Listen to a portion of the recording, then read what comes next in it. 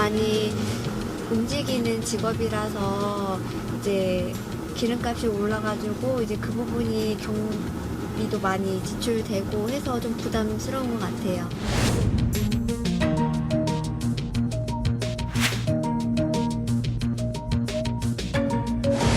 15%의 인하를 한꺼번에 환원했을 때 생길 수 있는 어떤 여러 가지 부담 요인도 있기 때문에 이걸 한 약 4개월 정도의 단계적 인하 조치로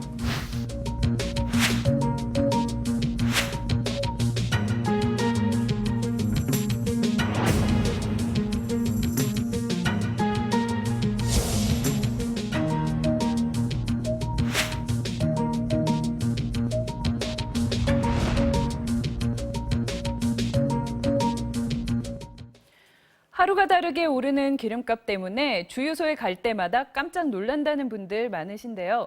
휘발유 값이 9주 연속 올랐습니다. 그런데 국내 안팎으로 기름값 상승을 부추기는 요인들이 계속 대기하고 있어서 또 걱정이 되는데요. 월요일에 오아시스 함께 해주시는 박연미 경제평론가와 함께 기름값 인상 요인들 자세히 알아보겠습니다. 어서 오세요. 안녕하세요. 자, 한동안 이 기름값이 많이 저렴해져서 상당히 가벼운 마음으로 주유소에 갔었는데 이 지난 2월 리터당 1,300원대까지 떨어졌던 전국 평균 휘발유 가격이 지금은 1,400원대 중반까지 올랐더라고요. 네, 오늘 기준으로 보니까 전국의 보통 휘발유 가격 리터당 1,437.06원까지 올랐습니다. 네. 말 그대로 월급하고 우리의 성적 빼곤 다 오른다. 뭐 이런 네. 얘기가 실감이 나는 상황인데 사실 이게 추세적으로 올라가는 거라 더 걱정이 돼요. 지금 지난해 10월 다섯째 주 이후에 쭉 기름값이 떨어지다가 네. 올해 2월 셋째 주부터 계속 상승하고 있는 추세거든요. 그래서 기름값이 어디까지 오를 거냐 여기에 대한 전망도 여러 가지로 나오고 있는데 일단 서울의 휘발유 평균 가격은 9주 연속 인상이 됐습니다. 네. 이게 지난주까지 상황이고요. 오늘도 오름세로 출발을 했기 때문에 10주 연속 올랐습니다. 이런 소식을 다음 주에 전해드리게 될지도 모르겠어요. 오늘은 서울의 휘발유 가격이 평균 1,534.49원. 그러니까 1,600원 가까이 바짝 따라잡았다는 얘기잖아요. 네. 제가 일주일에 저는 차를 한 번 정도 사용을 하는데 이게 주 단위로 주유소에 들를 때마다 오른다. 이게 정말 피부에 와닿는 상황입니다. 네. 자, 그런데 이 사실 지난해 전국 평균 휘발유 가격을 보면은 한 1,581원 정도로 나오더라고요. 네. 그거에 비하면 사실 지금 1,400원대 중반이니까 많이 좀 낮은 가격이긴 한데 그렇더라도 말씀해 주신 것처럼 이게 오르는 추세다 보니 더 체감이 된다 이런 생각이 들고 자, 이 기름값이 슬금슬금 오르고 있는 이유는 그러면 국제 유가 상승 때문인가요? 그렇죠. 그 요인이 가장 큰 것인데 지금 보면 석유 수출국 기구인 오펙에서도 감산을 하겠다. 공급량을 줄이겠다는 입장이고요. 네. 이 와중에 보면 주요 산유국들의 사정도 좀 불안합니다. 한 나라 두 대통령 체제로 아주 비상시국인 베네수엘라 이런 나라들도 네네. 지금 제대로 국제사회에 원유를 공급할 수 있을지 의문인 상황이고요. 또 리비아의 내전도 상황이 점점 심각해지고 있어요. 네. 또 전체적으로 보면 그 미국의 원유 재고분이 좀 줄었다 이런 소식도 한 달 만에 나왔거든요. 전체적으로 공급은 줄어든다. 그리고 앞으로의 상황은 예단하기 어렵다. 이런 사정들이 맞물려 있고요. 우리가 꽤 많은 양을 수입하는 사우디아라비아의 경우에도 하루 28만 배럴 가까이 감산을 한 상황입니다. 예. 그래서 두바이유 가격을 보면 올해 초에 배럴당 51달러 수준이었거든요. 그런데 오늘 기준으로 보니까 배럴당 가격이 71달러 위로 많이 올라섰습니다. 올랐네요. 네. 네. 자, 이 사실 그동안 국내 휘발유 가격 부담이 좀 덜했던 건 정부의 유류세 인하 조치가 컸죠.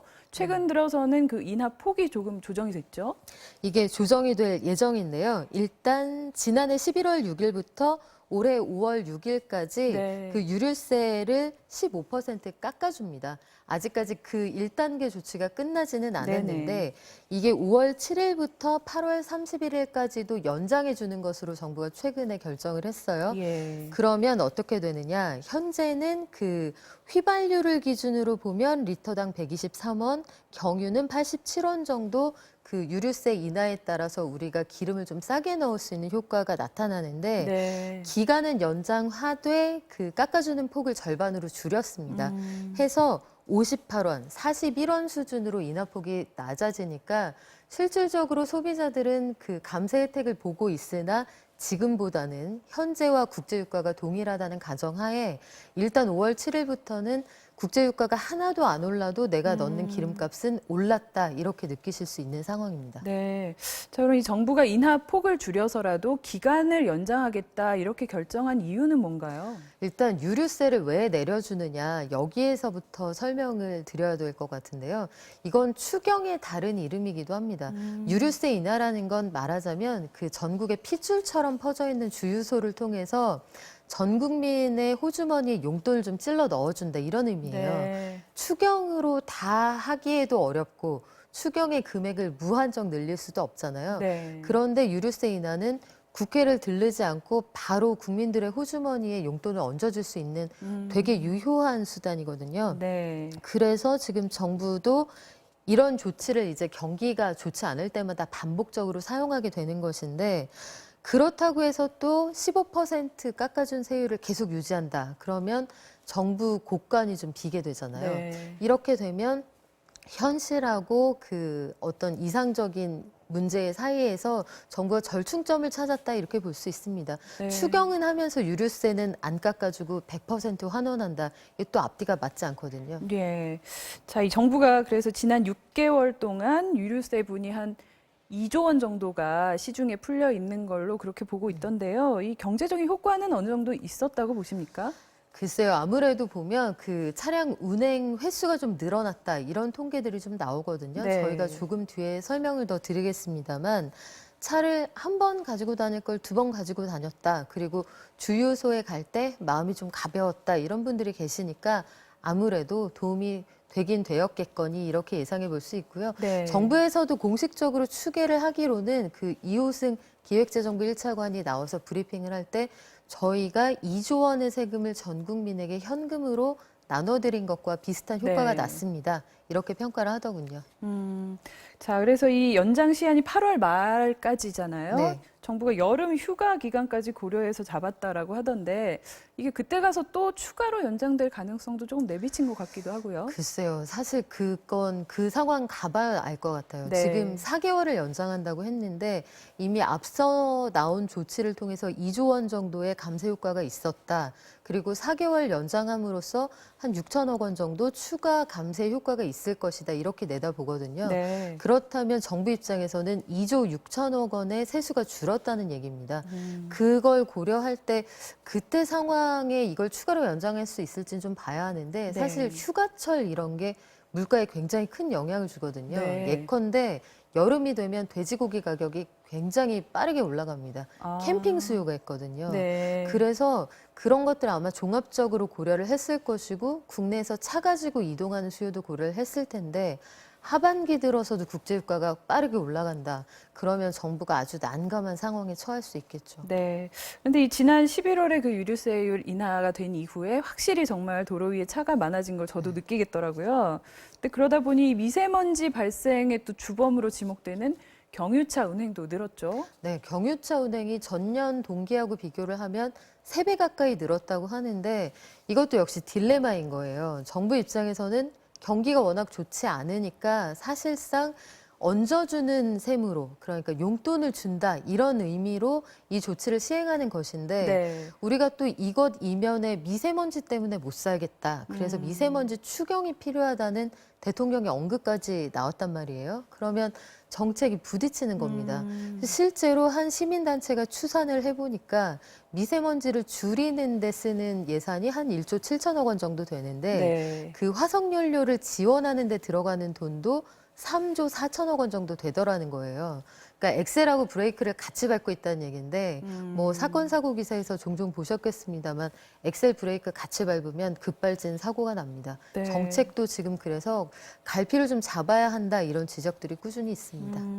그래서 이 별도로 경유세는 인상해야 된다 또 이런 얘기도 있던데요. 경유세 인상이라는 건 사실상 지금 여기 휘발유하고 경유세하고 그 휘발유에 붙는 세금하고 요 환원하는 속도 내지 폭을 좀 조정하자 이런 얘기예요. 예. 한 번에 다 되돌리지 말고 경유세는 되돌리고 휘발유 좀 조정하든지 뭐 이렇게 단계를 주자는 건데 공식적인 정부의 입장은 다 똑같이 되돌린다 이런 입장입니다만 한 가지 좀 단서를 얻을 수 있는 게 기획재정부에서 추가 연장 조치를 발표할 때 OECD 평균 수준을 생각하면 경유세의 유류세 부담이 조금 올라가도 된다 이런 뉘앙스를 풍기거든요. 네. 이건 좀 지켜봐야겠습니다.